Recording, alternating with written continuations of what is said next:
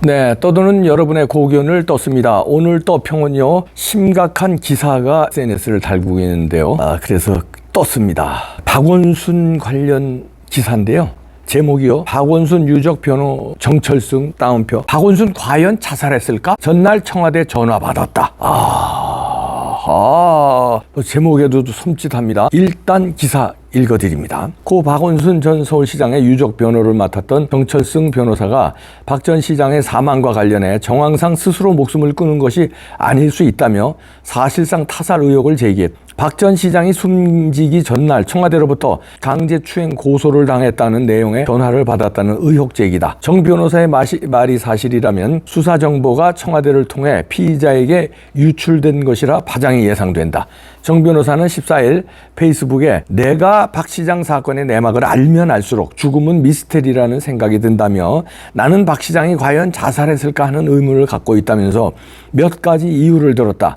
그는 박 전 시장 성추행 사건 당시 유족 측 법률 대리안을 맡은 인물이다. 그는 첫 번째 이유로 사망 전날 박 시장은 민주당 청와대 관계자로부터 강제추행 고소를 당했다는 이유로 서울시장직에서 사퇴하라는 전화를 받고 크게 반발했다고 한다. 그거 적었다. 이어 사망 당일 박 시장이 가벼운 등산복 차림으로 나선 것은 자살하기 위해서가 아니라 등산로 옆 봉토에 있는 자신의 안가 컨테이너 박스에서 누군가를 만나기 위해서 일 수 있다며 또 박 시장은 넥타이로 목을 맨 상태로 발견됐고 부검 없이 화장됐다고 했다. 정 변호사는 10년 동안 국제도시 서울의 시장이었던 대한민국 대권 주자가 야산에서 변사체로 발견됐는데 부검을 통해 명백하게 사인을 밝히지도 않고 화장했다는 사실은 도저히 납득하기 어렵고 자살을 결심한 사람이 자살 도구로 넥타이를 갖고 야산에 갔다는 사실도 넌센스라고 의혹을 제기했다. 그는 최근 서울 서초구의 한 와인바에서 후배 변호사를 성추행한 혐의를 받고 있는데 검찰은 전날 정 변호사를 소환해 조사하기도 했다. 다만 정 변호사는 혐의를 전면 부인하고 있는 상태다. 이런 기사가 SNS를 달구고 있는데요. 정 변호사가 일단요, 정철승 변호사가 이상한 짓을 했고 성추행을 했는지 안 했는지 고소를 당했으니까 본인은 또 무고죄로 역고소했어요. 그건 차치하고 이 사람이 그동안에 이념적으로 좌파를 했건 이것도 차치하고 일단 박원순의 유족 변호사였는데 박원순 사망이 이상하다는 거 아니에요? 근데 자살이 아니라는 얘기입니다. 이거는 지금 조심스럽게 페이스북에 쓴 게 과연 자살했을까? 그러면서 폭로한 게 전날 청와대로부터 전화 받았다. 그 청와대라는 건 이제 문재인 청와대라는 얘기죠. 그런데 그 청와대 전화를 받고 크게 반발을 했다는 겁니다. 박원순이.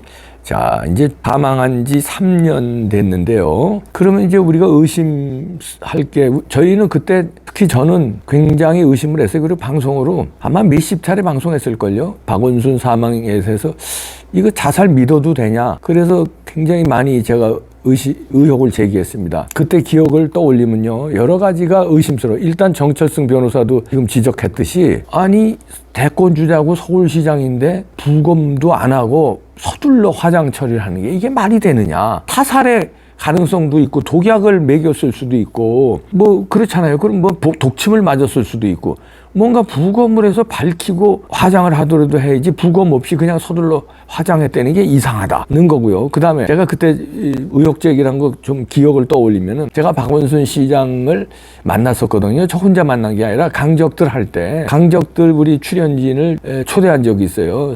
시장 공관이죠. 자기 관적 잘 차려놨더라고요. 밥 먹으면서 몇 시간 동안 밥도 먹고 술도 먹고 하면서 여러 가지 대화를 했는데 아주 제 느낌에 아주 집요한 사람이고 출세주의자고 성공주의자고 포기를 모르는 사람이고 아주 징글징글한 사람이라고 제가 느꼈어요. 그런데 성추행 의혹 사건 그거 했다고 성폭행도 아닙니다. 강간 이런 폭행도 아니고 성추행 의혹 했다고 박원순이 자살을 해? 에이, 이건 말도 안 된다고 생각했어요. 왜냐면요, 일생을 별걸 다 우기고 별걸 다 헤쳐나간 사람이 박원순입니다. 아이고, 박원순의 일생 한번 보세요. 엄청난 일을 다 뚫고 나가고 변명하고 거짓으로 덮고 난리를 치면서 일생을 살았는데, 아니 비서 성추행 사건 났다고 그것 때문에 목숨을 끊는다고요? 에이. 그래서 저는 몇 가지 이유로 우선 자살이 말이 안 된다고 생각했는데, 제가 그때 당시에도 여러 가지 주장을 했는데 3년 전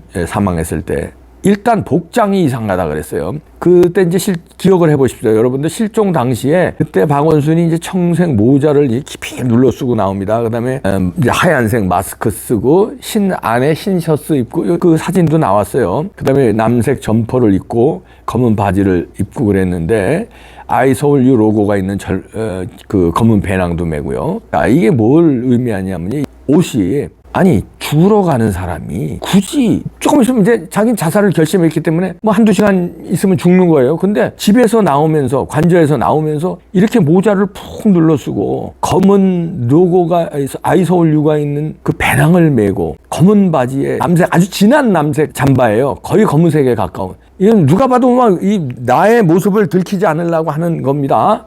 그런데 흰 셔츠를 입어요. 이 안에 흰 셔츠를 입었어요. 그럼 흰 셔츠를 입었다는 거는 저는 이렇게 판단합니다. 나가면서 검은색에다 이제 마스크 가리고 이제 다 검은색으로 다 했는데 그게 푹 숙입니다. 그 앞에 나오면서 CCTV에 찍힐까봐. 그런데 안에는 하얀 와이셔츠야. 이건 뭐냐면요. 나중에도 이게 이제 자기 안가가 있다는 거 아닙니까? 정철승 변호사도 얘기했잖아.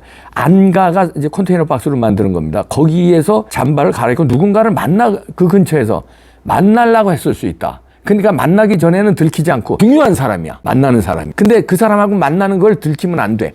기자들이라든가 시민들한테 찍히면 안 돼. 그래서 만날 때는 하얀 와이셔츠에 뭐 이렇게 입지만 그 전까지는 들키지 않으려고 모자에 마스크 쓰고 잠바를 검은색 잠바를 입고 검은 바지를 입고 배낭을 메고 그러나 이제 만날 때는 이걸 벗고 이제 하얀 와이셔츠니까 그래도 포멀하잖아요. 그게 아닌가. 그렇지 않으면 한두 시간 후에 죽으러 갈 사람이 다 왜 그렇게 위장을 하냐. 위장을 하면 철저히 안에도 검은색 티를 입든지 그러지 왜 흰색 셔츠를 입었냐. 이게 맞지가 않는다. 저는 그리고요. 유류품이 그때 나왔는데 그때 이제 휴대폰도 나오고 물병도 나왔는데 결정적으로 저는 이거 이상하게 생각한 게 명함이 나왔어요. 아니 죽으러 가는 사람이 명함을 그리고 그렇게 막 위장을 한 사람이 자기 명함을 그 다음에 필기도구도 나왔습니다. 아니 죽으러 가는 사람이 아니 거기서 뭘 받아 쓰려고 필기도구를 가져 나갑니까? 그리고 돈도 있었고요. 뭐 돈은 뭐 죽으러 가는 사람이 뭐 노잣돈 돈이 뭔 필요합니까? 죽으러 가는 사람이 그건 뭐 그렇다고 그래. 지갑에 늘 돈 가지고 다니니까 뭐 그렇다고 그래. 근데 명함이 있었다는 거고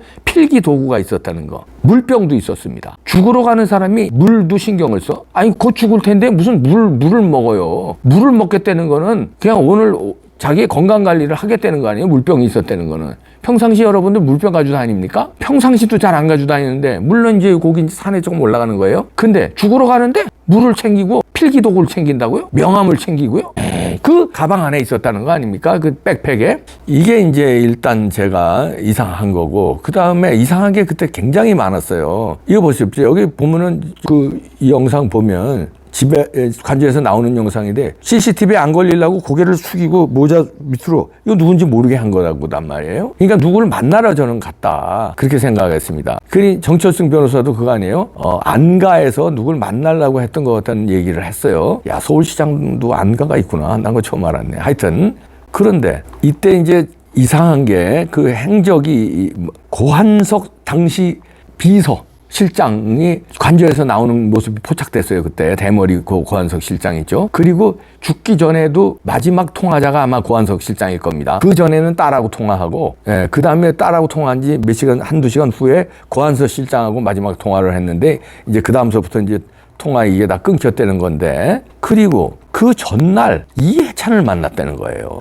이해찬을. 그 다음날 죽을 사람이 이해찬을 만나요? 정치적으로 뭘 상의하려고? 난 내일 죽는데 그것도 이상하고 그러면 이해찬이 두 가지 하나입니다. 죽기 전날까지 죽는다는 걸 계획 안 하고 이해찬을 만난 다음에 결정적으로 쇼크를 받아서 그 다음날 죽기로 결정했다. 이게 하나 있을 수 있고 두 번째는 타살 아닙니까? 왜냐하면 이해찬이 죽였다는 게 아니라 이해찬 만났어요. 그런데 기분 나쁜 거지 이제 자기를 편들어주지 않고 그랬지. 그 다음에 뭐 이상하다는 걸 느꼈고 그 다음에 청와대에서 전화를 받았다는 거 아닙니까? 그리고 아주 크게 화를 냈다는 거 아니에요 박원순이? 그러고 그런데 그런 여러 가지에서 뭔가 타살이 누군가를 만나려고 나갔는데 누군가에 의해서 타살을 당했을 수 있다. 이런 가정이 되는 게 왜냐면요. 저는 고한석 서울시 전 비서실장이 의심스럽습니다. 죽을 때 마지막 통화도 고한석 비서실장이고 그다음에 관저에서 나온 유일한 사람이 그날 그 전날인가 그날인가 그랬습니다. 고한석 서울시 비서실장이에요. 근데 이 사람 출신이 이상해요. 간첩단으로 밝혀진 사건도 있었어요. 이상하지 않습니까? 그냥 이런 실종, 이런 죽음 이런 게 일반 사람이 감히 서울시장 대권 주자를 죽일 수는 없거든요. 이러면 북한 이렇게 우리가 자연스럽게 할 수 있잖아요. 뭔가 어마무시한 거. 제 추측입니다. 물론 실종 전 마지막으로 접촉한 사람이 고한석 비서실장인데 이 사람 출신이 이상한 게 1992년 중부지역당 사건으로 이 간첩단 사건으로 연루된 자예요. 이 사람이. 그래서 이때 이제 300명 규모 대규모 간첩단 사건에 연루돼서 그리고 김일성 충성 맹세도 했던 사람이에요. 이런 사람인데 그리고 이 사람이 그냥 뭐 간첩단 사건 연루자가 아니라 어마어마합니다. 이 서울대 중문학과 박사과정 있으면서 중부지역당 산하 편집국 제작 담당을 했었는데 1년 6개월 징역 받았어요. 그때 간첩단 사건으로. 그런데 출소하면서 학문에 비밀 지령 문건을 담긴 캡슐을 담아서 외부로 빼돌리려다가 이것도 적발됐어요. 무슨 지령문을. 그러니까 이게 그냥 간첩이 아니라 어마어마한 간첩인데 그런데 이 사람이 하버드대에서 이제 케네디 스쿨 공공정책학 석사도 받은 사람인데 그 이후에 SK에 입사해서 차이나 IT 그러니까 IT 인터넷 개발 팀장으로 중국에서 4년 일하기도 합니다. 근데 결정적으로 이 사람이 저 의심스러운 게 민주연구원 부원장 지냈거든요. 이 사람이. 그런데 그때 데이터, 빅데이터 활용한 예측 마케팅 전략 이거 책을 쓰기도 하고요. 이 사람이. 그러면 빅데이터 하면 생각나는 거 없습니까? 양정철 민주연구원 부원장 이 사람이고 양정철은 원장한 사람이에요. 그리고 중국에 가서 빅데이터를 연구한 사람이 고한석이고 저는 이렇게 그림을 그리는 거예요. 자, 그러면 간첩단 사건에도 연루된 사람, 자, 중국의 빅데이터도 연루된 사람, 그러면 저는 부정선거하고 연루를 의심합니다. 그런 사람, 이런 무시무시한 사람이 박원순의 비서실장이라는 건 뭐예요? 박원순도 북한에 자기도 모르게 말하자면 타치를 받았을 수 있다. 비서실장이 이런 사람이니까 받았을 수 있다고 저는 의심을 하는데 만약에 자기도 모르는 사이에 받았는지 자기도 아는 사이에 받았는지 그건 모릅니다. 그건 저도 모르는데 근데 중국의 빅데이터? 이게 이상한데 이 사람이 하필이면 죽을 때 박원순 죽을 때 마지막 접촉자예요. 전화도 마지막 한 사람이고 만나기도 마지막 한 사람. 그런데 부검을 안 해? 이상합니다. 여기까지만 오늘 할게요. 이상하지 않습니까?